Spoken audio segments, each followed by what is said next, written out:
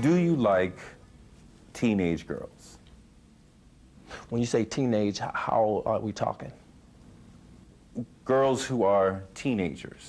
You know, girls from the ages of 13 to 19, teenagers, adolescents, teenagers, teenagers. Lifetime did a really good job on the surviving R. Kelly story. It was a documentary. They got some of his victims, some of his former employees, and even some of his family members to testify on their experience with Robert.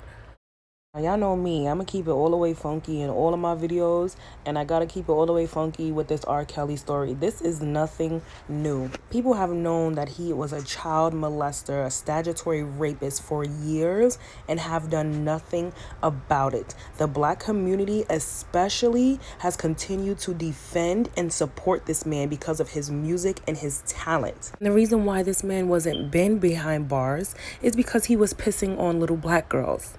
Let him have been pissing on little white girls. Oh, he would have went down in history. They probably would have gave him the electric chair. Let's just keep it funky. And I know what y'all gonna say. Why you always gotta bring race into it? Because it relates. Okay, so R. Kelly marries Aaliyah. They forged the documents to say that she was 18 in 1994 when in fact she was 15. So a 27-year-old man marries a 15-year-old girl, and nobody sees nothing wrong with that.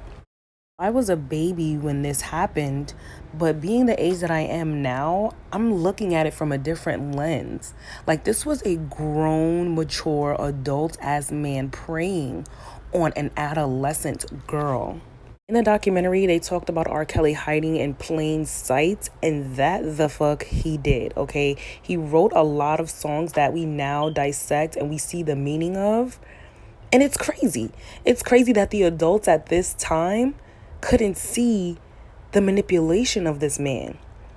He wrote the song Age Ain't Nothing But a Number, which that in itself, like, really, gotta call it what it is, people. This song is a sick love letter from a pedophile to his victims, okay? That is exactly what it is. And people don't understand the power that music has, the power that words have. He has this young girl singing this song over and over. It's being played on radios, played everywhere, did a music video. He's brainwashing her and brainwashing us to really believe that age ain't nothing but a number.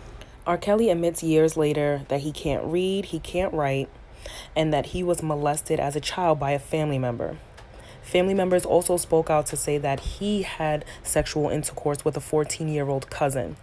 So it's literally a cycle of dysfunctional, disgusting behavior repeating itself and spilling out into the music. Well, finding out just a few years ago that R. Kelly was married all of this time, I was really shocked. Like, we've never heard from his wife. We've never really seen his wife. I feel like if you weren't in the industry, you didn't know his wife or what she did. You didn't know about his kids. I didn't even know he had kids. Like I said, I might be a lot younger than a lot of y'all that's gonna watch this video, so just excuse my ignorance.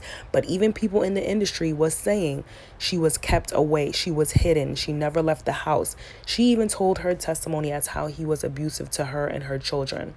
Now, though we need to be careful as to who we point fingers at, and yes, his wife was in fact a victim, I do believe that she knew, at a certain point, she knew very well what her husband was doing, what he was capable of, and she knew that the allegations was true, but she did not care because his music was affording her and her children a luxury lifestyle. And I often wonder, if she would have spoken out sooner, how many girls could have avoided the master manipulation of R. Kelly. His sickness started to escalate, y'all, okay? Let's call it what it is. It's a sickness. His sickness escalated. He started taping the sexual encounters that he was having with these underage women. When you say teenage, how old are we talking? Typical response from a fucking pedophile. We're talking 14. We're talking 17. These are the ages that you like. And the reason why he chooses them so young is because he wants to be able to easily manipulate them into doing what he wants them to do. He wants to groom them. He wants them to be his puppets under his control. Marco spoke out about her niece being the 14-year-old girl in the R. Kelly sex tape and was basically blackballed from the industry for doing so. As if this mofo wasn't sick enough hiding in plain sight, he then starts calling himself the Pied Piper of R&B. And when asked, did he know the story of Pied Piper, his response was, nah, I don't read. Like, yo.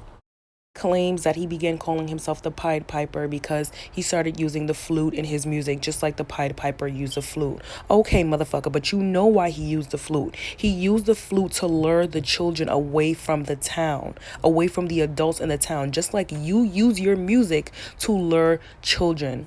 Y'all, I can't help but wonder, how do these parents allow their 14-year-olds, 15-year-olds, 16, 17, 18, 19, I'm even going to say 20 and 21, okay, because you still a child. I don't care what the law say, you still is a child. How y'all allowing your young children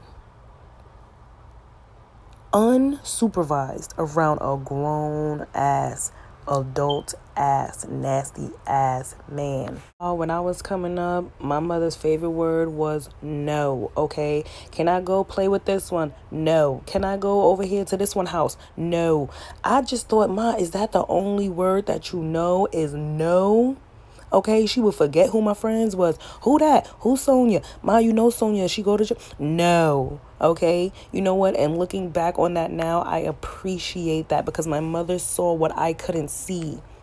She saw what I couldn't see, and I appreciate having a strict mother that loved and that cared and that didn't just let me hang out with any old body, didn't just let me go to any old body's house. Because you never know the intentions that people have. Not until you get older that you realize, like, wow, she was just loving and protecting me. And the last thing that I want to say is specifically to the people in the Black community. We need to stop making jokes and making light of this situation. And if we can be honest, a lot of the men who are defending R. Kelly are low-key R. Kellys themselves. They are men who have preyed on teenage girls. I remember growing up, some guys telling me, oh, I can't wait till you turn 18. Meanwhile, I was like 15, super skinny, like, girl, super skinny, 15 years old, a grown-ass man in his 20s telling me, I can't wait till you turn 18. Robert Kelly and everyone who had a part in finding girls, knowing that he had girls held up in that studio and did nothing, all need to rot in jail. And as a community, we need to start paying attention, start listening, and start loving our Black girls and boys.